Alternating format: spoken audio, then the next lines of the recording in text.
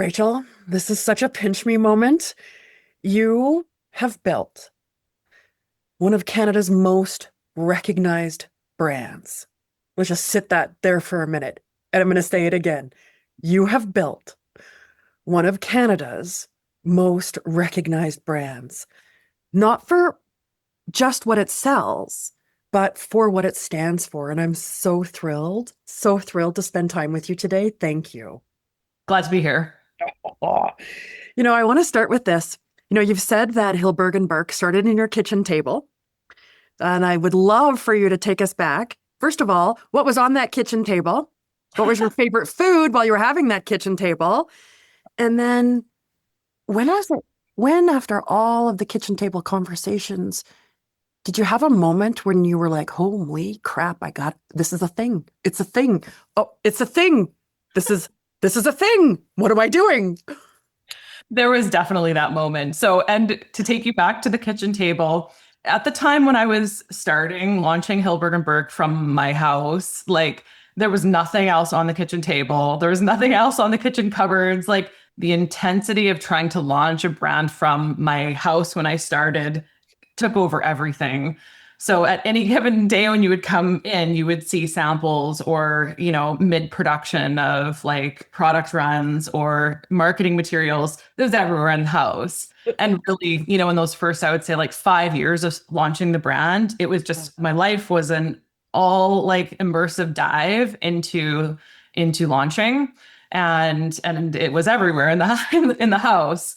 So it depended on like what cycle I was in the year of whether it's product design and development or launching collections or going on the road and selling them. That's kind of maybe what was reflected and what was going on in the house. But truly for, the first 5 years of launching Hillberg and Berk, it had to kind of become everything that I did, during my waking hours. All consuming. All You know, in consuming. those, in those first initial, I mean, we still have those doubts even though we are successful, but in those first initial, like first months or in those first years when you've got this baby and you're giving birth to it and, you're shaping it and you're always testing it and, you're always questioning it.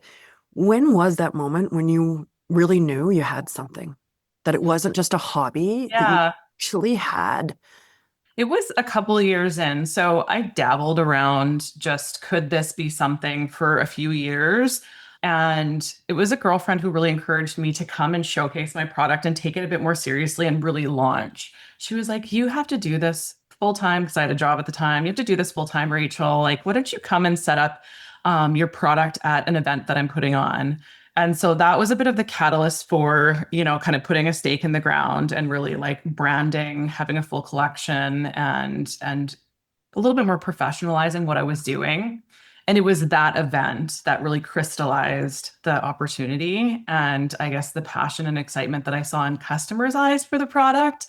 When you're putting creativity out in the world, you never know how that's going to be received. And that show was the moment where I saw the potential and I got really excited and really serious about it and sort of like switched my mindset and went fully into it from that point forward. Oh my goodness. I love that. I love that. So you took the leap, you did it with purpose, passion, and then a bit of necessity.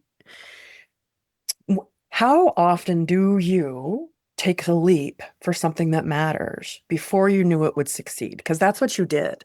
You took the leap even before you knew it would succeed. How often do you do that now?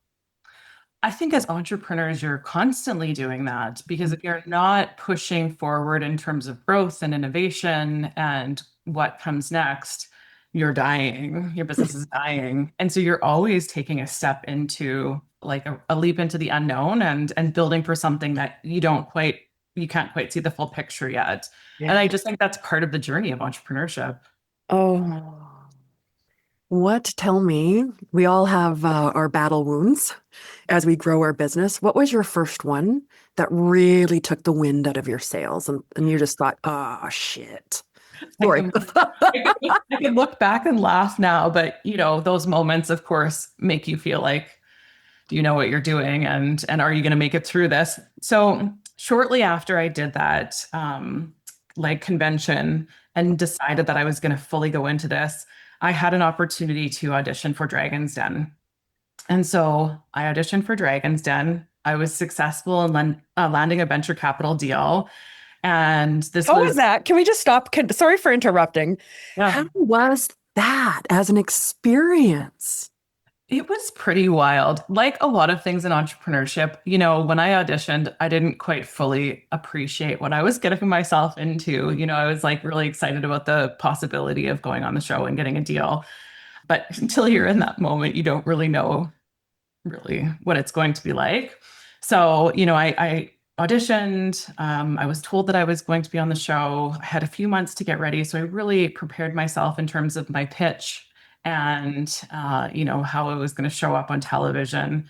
And then, when you get there in that moment, you realize, oh my gosh, there's 12 cameras everywhere catching you from every angle. Like CBC gives you this contract to sign that says, they will not be held liable like financially for any loss of revenue or public humiliation you may like suffer as a result of your like experience on the show. And you really realize like you're going to go and give your pitch, but then it's out of your hands. Like it's up to them to edit you however they will. And it's a vulnerable experience. And so I went and I pitched, and it was my first like actual year in business with Hillberg Berk. And I was only about halfway through the year.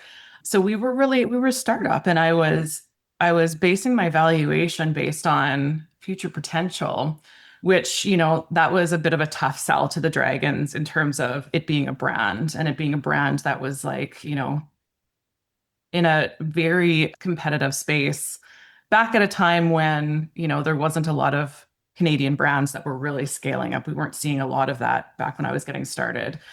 Inevitably, even though the pitch went well, the experience in the den went well, I didn't get a deal. And I went back to my hotel and sort of was reflecting on, oh my gosh, what did they just say to me? And like there was a lot of mean comments. It's going to maybe look really bad on national television. And then they called me and they said, Rachel, we want you to come back and retape it because we think you just asked for a bit too much money, change your valuation a bit, come back. And I think there's some Dragons who want to do the deal.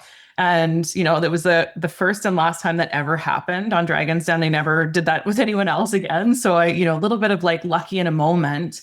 And so I came back in, changed the pitch slightly, and ended up with a deal. And so glad for that experience. It really taught me a lot about taking risks and just trying things, even though you may not know how they're going to turn out.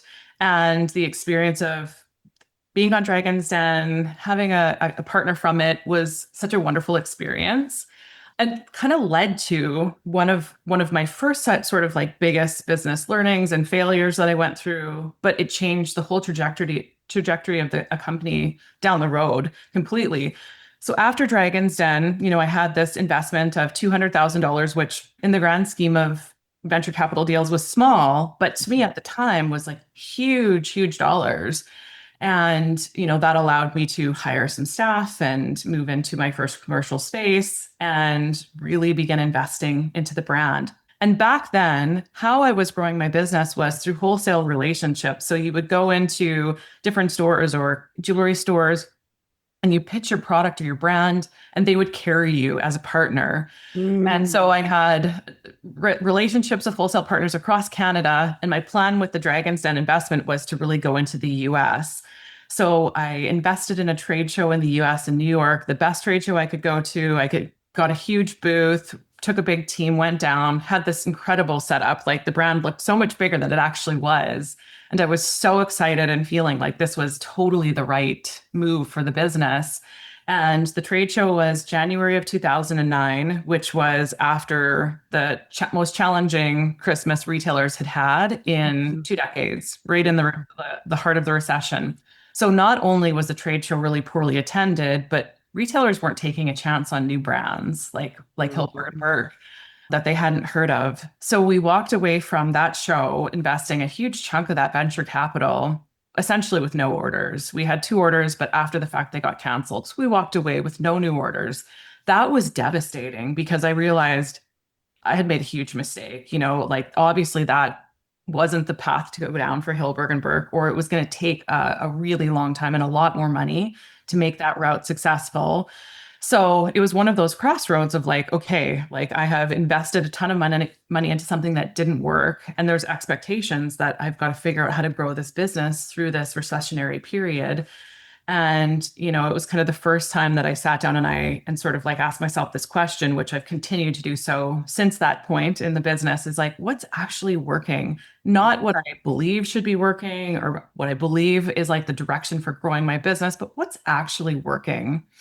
And when I looked at that, I realized we had such an incredibly supportive community in Saskatchewan where we were building the business. We had strong sales coming out of Saskatchewan. And in the little tiny like office that we had rented, we had so many people knocking on our door to come and buy our product that we couldn't even get any work done day to day. So I realized, well, maybe we should really lean into this and open a retail store right in Regina. So over the next year and a half, we sort of went down that path. And a couple of years later, opened our first store in Regina in the same little, office like heritage house we were in. And in 400 square feet, that first store did $2 million the first year and completely changed our business. So then we realized a couple of things. We realized there's a special magic that we have in our retail experience that can't be replicated anywhere else, can't be replicated with wholesale partnerships or online. That we thought we were really onto something with building our relationships directly with our customers. And in 2011, that was not really being done by brands. Mm. It was something kind of new, going direct to consumer. So we leaned into that and we really chased that strategy, and that changed the whole trajectory of our business. And we went on this kind of incredible growth curve where our business at least doubled every year for the next 7 years. And so really allowed us to Scale. take the momentum coming Yeah. out of Dragon's Den, take the cash that we had left and actually turn it into meaningful growth as a brand. Wow, wow, wow, wow. Those are some big moments. Growth, visibility, challenges. Let me ask you this. From the conception from the table to your very first commercial site before you went into retail, what did you learn about you? It takes Yeah. a lot of courage to face what you've faced, especially the dragons, and then to come back. I mean, even to think that to put your hand up for that, it takes so much courage. What did you learn about yourself? I learned that there was a lot of things I didn't know and that I was going to have to get really comfortable with being Uncomfortable. uncomfortable every day and more than that, getting kicked in the face most days. And that was going to be part of the journey. And if I was going to last and stick it out, I was going to have to get real comfortable with the ups and downs of running a business. So I learned that I was a lot more resilient than I knew that I would be and had to become even more resilient as the years went on. But that was an absolutely critical part of the journey. I learned that success is 100% the team you build around you, because you only get to a certain point where on your own skills and abilities and what you can bring to the table, and that point is very soon in the journey. And then it's like the team that you build around yourself that takes you forward. And so finding the right people and having the right culture that attracts the great people that you want, the values aligned people, that's everything. And so, I learned that very early on. I learned that staying true to your values, even though you might face headwinds or differing opinions or things change over time, staying true to your values is critical, and that often gets challenged as you grow and you face different things in business. But going back to that and staying so rooted in that was fundamental for us and for our growth. Oh, I want to talk about values for a second because you bring up something really important. How would you recommend other businesses, other leaders to really embody their values and make it come alive more so than just what it's on the front of the door or that sits on your website? How did you really make it come alive for Hillberg and Berk and for your people? How do you do that? How do you translate that? I think the first thing is it has to be totally authentic. And for me and for running Hillberg Berk, I knew I was going to be running this business. It's a marathon. I knew I was going to be running it for a long time. So for the values to be my values first and foremost Mhm. was so important. And so, like, I guess first learning myself and learning what I cared most about and what I would fight for every day. That was a journey, to really understand myself as I was like, a young 25-year-old starting this business, just starting to learn myself. Mm. So that, learning what mattered most was sort of step one. And then figuring out how to bring that to life across everything that we did in Hillberg Berk. That was a 10-year journey, like, yes, we developed the values. Yes, it was something we put up on the wall, but for it to be like true in how we show up and live every day was probably a good decade, Wow. because you have to think through, like, how does this impact everything we do, from hiring people, the right values aligned people, to building a business and building processes aligned to the values that you want to live, to creating product and structuring your whole financial model as a business around those values. Took many years. And so, where we are today versus starting out and just, writing those values, it was a journey. So Have I they think, changed? So you if you know, look back at the beginning to like where you are now, have you honed them? Have they changed? I Have they would say, morphed with the business? have they been wordsmithed? Yes. Yeah. But the fundamental values have stayed the same since day one. And since, since taking that exercise to really understand what they are. And it, like, for me, it was, they had to be true to who I was, and not what I wanted, but Yes. really who I was. And I think doing that exercise to start there is what has made it meaningful, true, and authentic to our brand. Mm. How much rigor do you have in that process now? Because my question is this, how easily can you spot a fit and a not fit? Every single thing we do in our business is rooted in our values today. Yeah. And as a result of that, we are we're great at spotting people who are going to be the right fit for our business, who share the same values and who are passionate about the work that we're doing. Mm. And so, but that took time too, so we're great at it now, but it took time to really understand how to spot the right people, how to attract the right people, how to tell our story in a way that people heard our story and wanted to come work for us. But I would say where we are today is we're really good. We're really good at finding the people. We're really good at getting the people and keeping people. We just had a bit of an anniversary celebration where I think 14 people in our business celebrated 10 years. So it was pretty phenomenal to see that.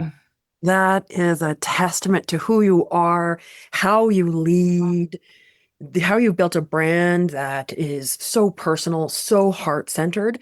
I have a question for you. We know that business is sometimes cutthroat and challenging. How do you protect that essence as your company grows? Yeah, that's an interesting question. So I think from the beginning, because I had not really had a lot of experience working in other cultures, Mhm. I just designed the culture that I wanted to be a part. I wanted to live in myself every day.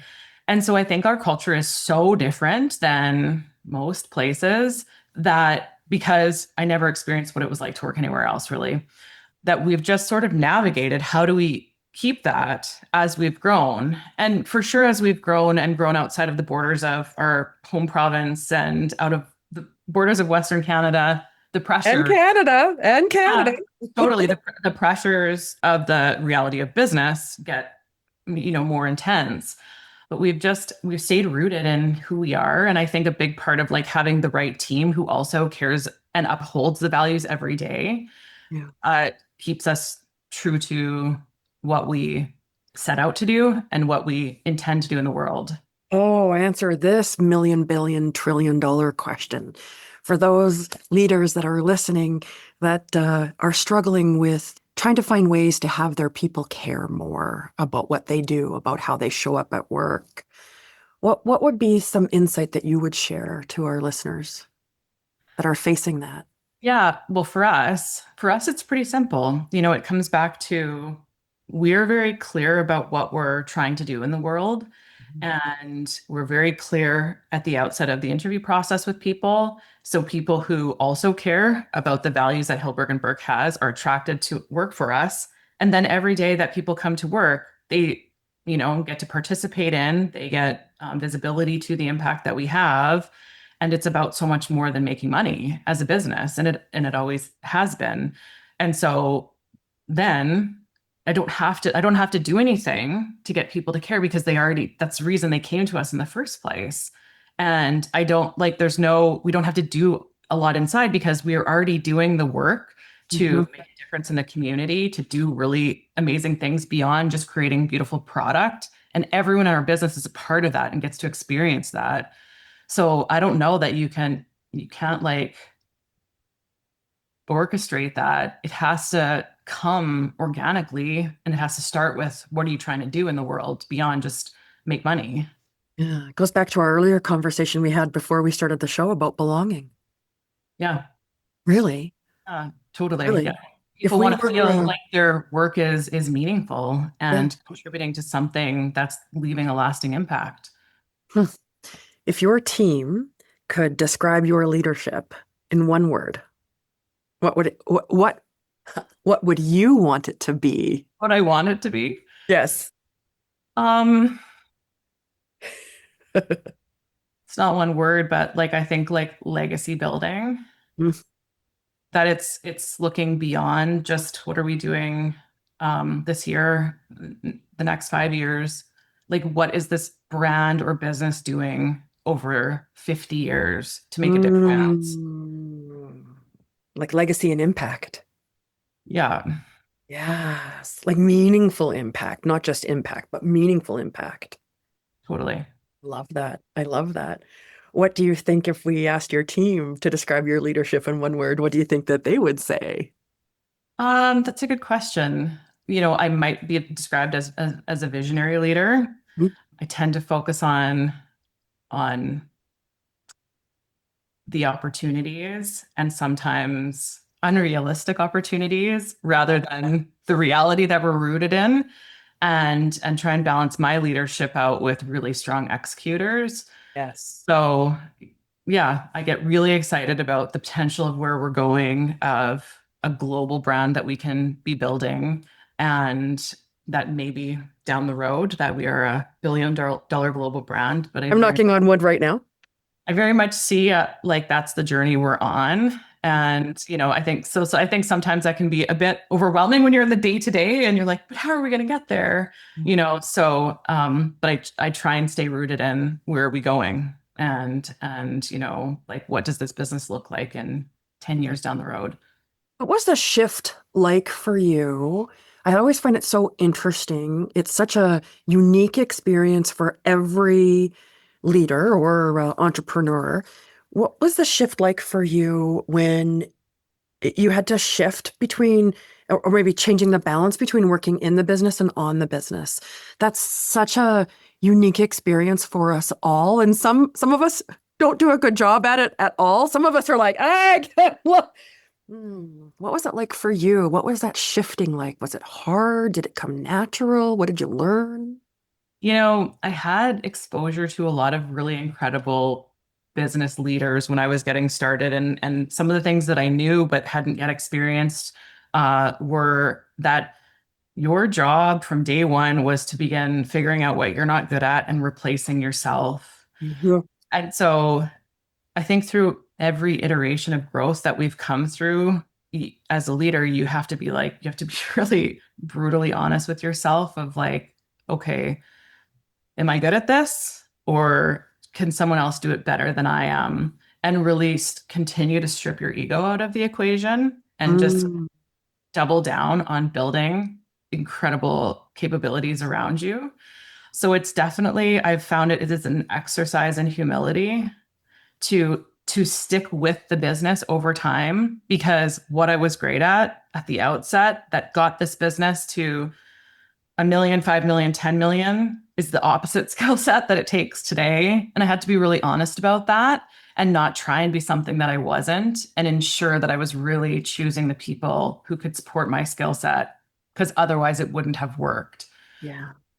I think it takes a great deal of skill and tools to be able to hold a mirror up to yourself, to be able to strip your ego out of the equation.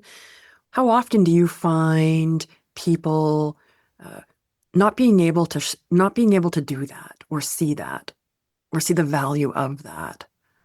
I don't know that I can speak to other leaders, but I think, like, just again reflecting on my own journey, it's probably been one of the hardest things, is to look myself in the mirror and say, like, okay, like, this isn't my skill set and this is what the business requires of leadership going forward. What am I going to do about it? Because I can't just show up and fake it. Like, we really need capabilities in, you know, Mhm. operational excellence, which as a founder is not my skill set.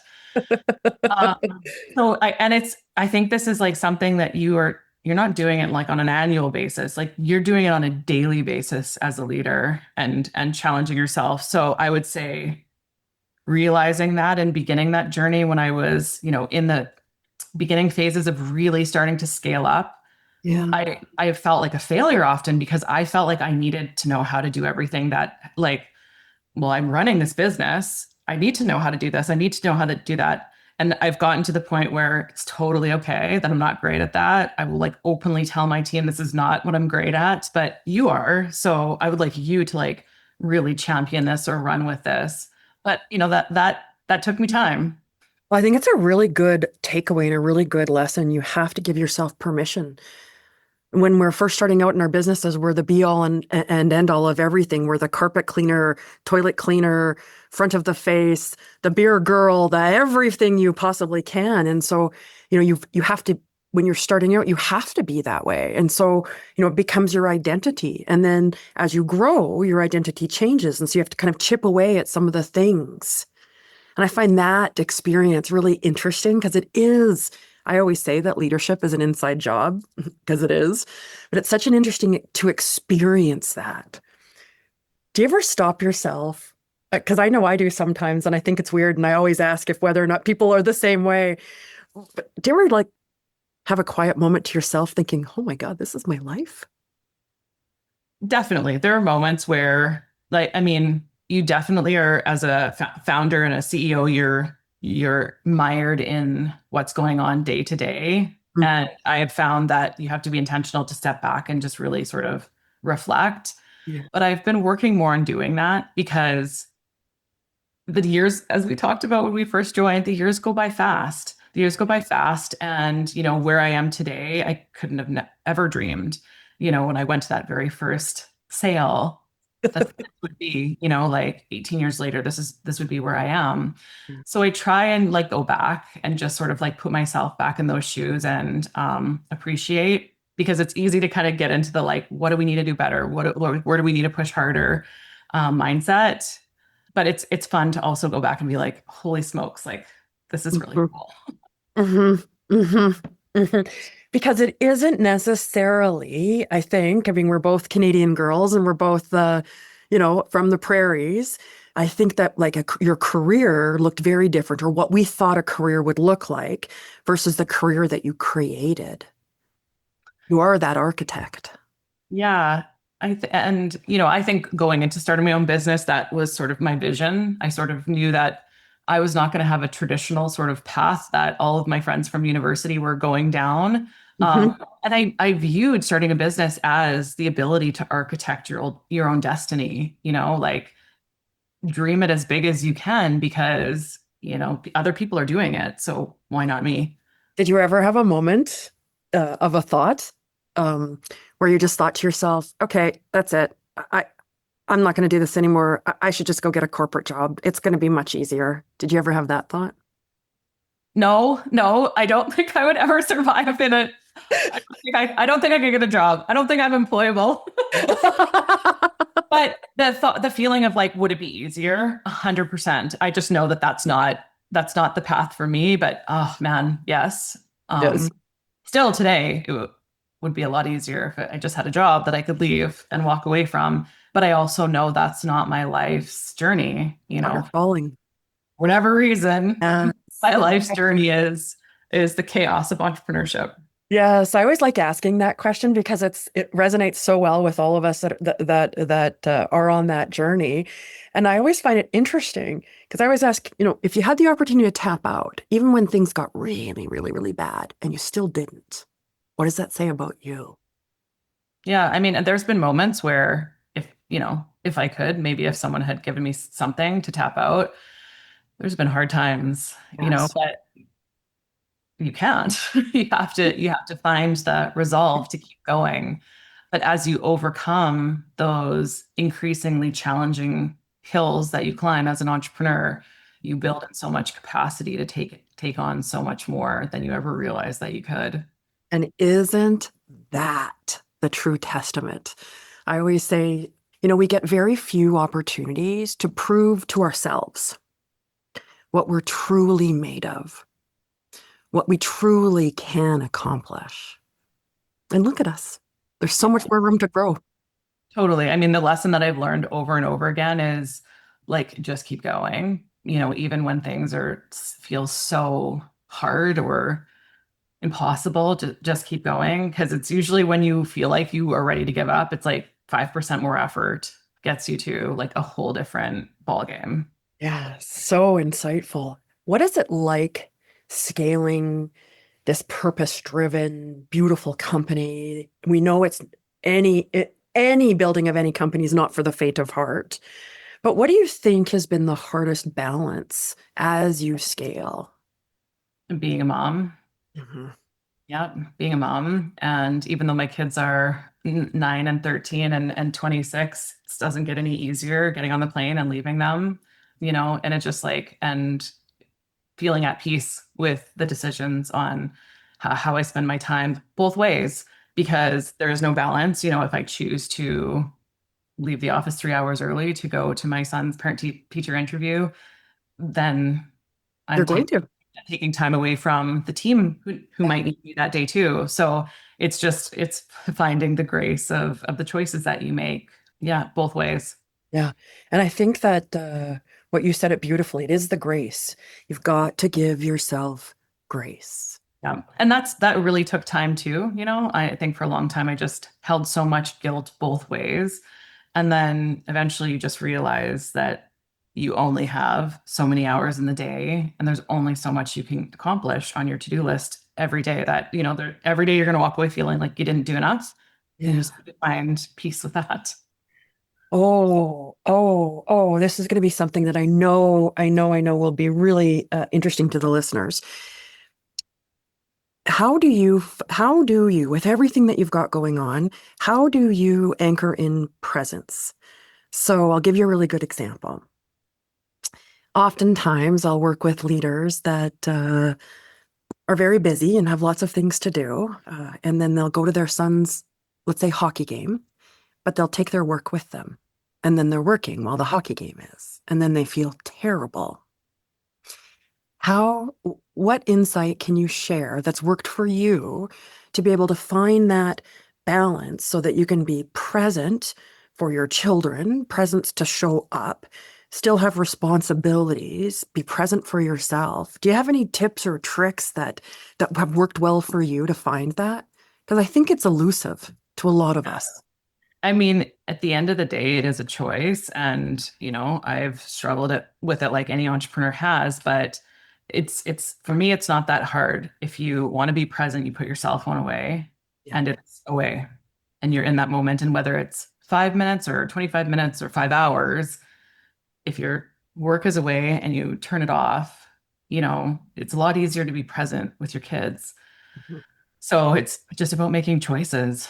hmm hmm hmm And I think that it is perhaps you have to give yourself permission to make that choice, to say, it's okay, I'm going to put my phone down. Or on the opposite side, it's okay to say, I've got to get this done. Give me half an hour and then I'm all yours. Totally. Yeah, it's so important. These are all the things that all of us struggle. It's not industry, inclusive. Startup, scale up, enterprise. It's the burden that we face. Was there ever a deal, a partnership, a moment of success that you turned down because it didn't align with your values? I think there's things every year in our business that we look at and ask ourselves, are these values aligned? And does it make sense for us? So, although sort of like maybe one big thing doesn't stand out, Mhm. whether it's in the company or whether it's how I spend my time or things that I might say yes or no to, everything has to come and get rooted back into like what's most important. And anything you say yes to, like it impacts the time, the energy that you have for everything else. So I sort of view that those decisions are being made almost constantly. And intentionally, it sounds like intentionally. Oftentimes we just kind of go with the flow, but it sounds like you've got a bit of a check and balance so that, you're looking at it with intention. Yeah, and this is definitely something that I've had to work a lot on because when you're starting a business, I felt like I had to say yes to everything for a really long time, because at the end of the day, you've got people's mortgages depending on the business succeeding. Yeah. Um, and and I think you have less ability to say no to things out of the gate. But as you build the stability of your business over time, you earn the right to have more Mhm. protection around what it is you do. Do you think that, yes, we are forced to say yes to a lot of things, but do you think that that's just a natural part of our own evolution to really find out, you know, what we really are and what we want to lead and where we want to go? So you put yourself and say you say yes to all those situations and you didn't like this situation. Okay, that's a lesson learned. We're not going to do that again. So we're going to go more this way. Is I there, think, yeah, I think that's a big part of it too, for yeah. sure. As you're learning what works in your business and what works for you personally and what gives you energy, what takes energy away, a lot of that stuff is also discovered along the journey. Absolutely.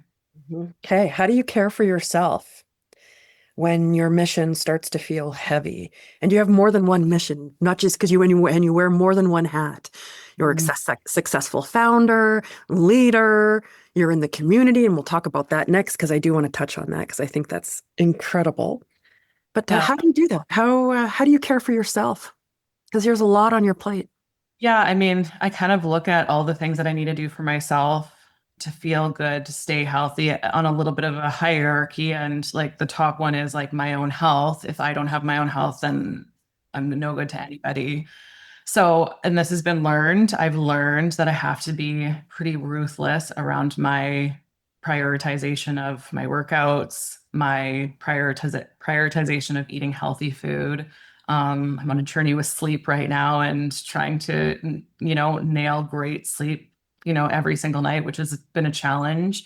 But I've learned like without those things, without those simple things happening regularly, everything else falls apart. And I have to be absolutely ruthless, you know, no matter what with those things, because then I can't be a good mom. I can't be present. I can't be a great leader if I don't have the basics nailed. Yeah. How easy or hard is that journey for you? It's been a very long journey, and I would say I really haven't like fully nailed it Mhm. until kind of coming into my 40s and realizing how critical boundaries around my time, my energy are, and Yeah. that it's okay to like say no more often. For me, it was a bit of, I think it was a journey of maturing, of navigating some things in my life and landing at the place where okay, yeah, it's okay to say no. And I am going to gladly start doing it more often. Yeah. I think it's because we chase different things, right? So Yeah. when we're in build stage, we chase different things. When we're in, yeah, it's just different. Yeah, interesting. Interesting. Okay, so let me ask you this. So you've donated millions, millions to women-focused causes. What does giving back mean to you now as a mother, as a founder, as a leader? I think I do think it's always had the same impact on how I feel about about the business. It is that to navigate what you need to navigate as a founder every day and to go and kind of fight the battle that you do, there has to be so much more than just making money. I think I had a bit of a realization early on that you get to a certain point, and I don't know what it is, like a certain salary, maybe it's 100 grand a year where you've taken care of your basic needs. And above that, it doesn't make you any happier.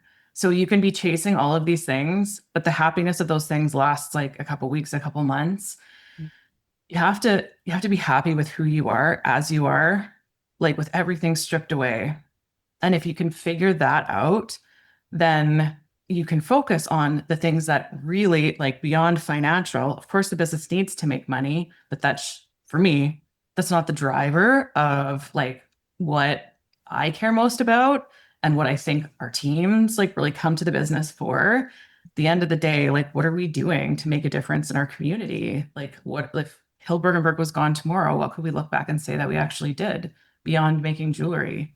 Because it's business needs to be about so much more than just driving financial returns. And if we're not thinking about that, we're guiding, I believe, our society down a very dangerous path. And we see that. We see that across North America. You know, that's been the path driven for the last 70 years. And there's just so many issues and so many like problems that are unresolved as a result of being too focused on financial returns as opposed to what else can our business impact. Yeah. Well, we're an ecosystem. Hmm. Yeah. What do you think about the next generation? And I'll say leaders, and then I'll say female leaders. What do you hope that they inherit from you, from your brand, from us? I don't think the next generation needs to inherit anything from me or my brand. I actually see it. I do really feel like the next generations view things really differently than my generation or my parents' generation. And I feel really like excited and hopeful about what I see out of my kids. So, you know, my stepson's 26. He's in a generation different than my younger children are. Mm. And both of those generations view the world differently than my generation or my parents' generation did. And they care about things in a different way. And I feel really hopeful that they're starting businesses just, you know, radically different than the way business has been run for the last 100 years with a very community focused mindset of how do we solve problems. And we're seeing a lot of brands that are launching with exceptional, you know, focuses on solving problems, you know, Yes. in our society, in our environment, and not just for making money. So I feel very hopeful. Oh, I love that. I love that. You know, if you could rewrite one narrative about leadership, the good, the bad, and the ugly, what would it be? I guess I like to drive home a message that leadership is something that we all take on, whether you're an entrepreneur in a leadership role or not. Like everybody has the capability to be a leader in a different way. And And should be, to be honest, and should be. They should see themselves as leaders. it's not just about a title. It's about like how you show up in the world. It's how you approach the work that you do, whether it's in a job or in your home or in your community. So yeah, I guess I wish like we didn't think about leaders as just people who held a title. We thought about leadership as something that we all need to do as a part of just like being human beings and existing in a community, in a city, in a country where it takes all of our like contribution and intentionality to like make our communities better. Like it takes all of us, not just a few people. Because I think that at the end of the day, leader asks us to show up. Yeah. Totally. Yeah. Yeah. When you look at where you are today, what's next for you, for the brand, for the movement? Because this is a movement. I'm curious. Yeah, I mean, so although we're like almost 2 decades in many ways, I feel like we're just getting started. There's still so many people who haven't experienced our brand, you know, haven't tried our products. So I feel very much like we're at an exciting juncture where we're like really in a growth phase. We're opening a lot of new stores. We're growing into new parts of Canada. And, maybe we're going from an adolescent to, a teen in our business growth. And it feels for me personally, it feels like more like I feel like I can wear it with more comfort. Yeah. I really feel like comfortable in my yeah, in my leadership capabilities and where I'm at. I feel really comfortable with the challenges we face every day. And I feel so excited about, the challenges to come. It won't be easy. Like, it's gonna be as challenging or more as it has been, but I actually feel really excited about that. I love that. I love that. I love that after 2 decades or more, that you still feel the excitement. Yeah, I think, well, it's taken time to, I think, get to a level of like stability in the Hmm. business Hmm. and appreciating what an amazing opportunity I have to run this company, and some of it is like working with a coach who, has reminded me of that, like, wow, what a cool thing that I get to show up and do every day. Yeah. Yeah, Yeah. It's amazing, isn't it? You are the architect. totally. Okay, lightning round, the human spark. Are you ready? Are you ready? Ready. Whatever comes to mind. Okay. One word that describes leadership today. I want to say like it's a bit unknown, like unknown. Like there's so many changes happening in the world, and I think leaders are feeling a bit unsure of what it's going to take to navigate the next, I would say, 5 or 10 years. I love that. A woman who inspires you. Oh man, there's so many. But one that's like been a huge inspiration my whole life is a woman named Pam Klein. Beautiful. Um, The best advice you've ever been given. Trust your own instincts. A lesson motherhood has taught you about leadership. Go slow to go fast. Allow people to make mistakes.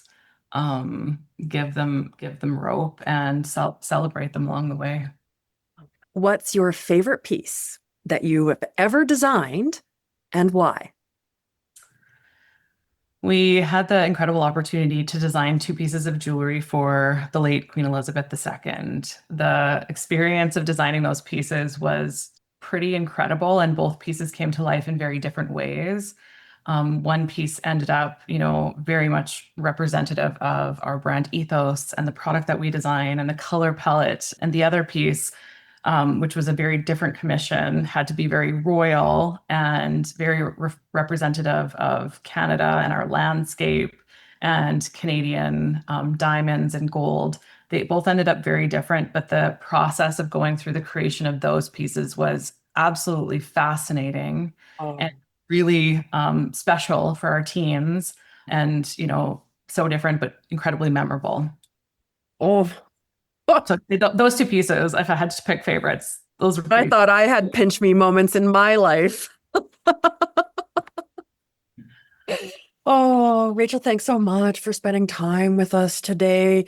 Your story is such a powerful reminder that purpose and resilience absolutely can coexist, and that leading from the heart doesn't mean that you're leading softly. Oh, it means actually, I think this is my takeaway. And what you've inspired me is that I think that it means to lead boldly and beautifully with worth. So thank you. It's been my honor.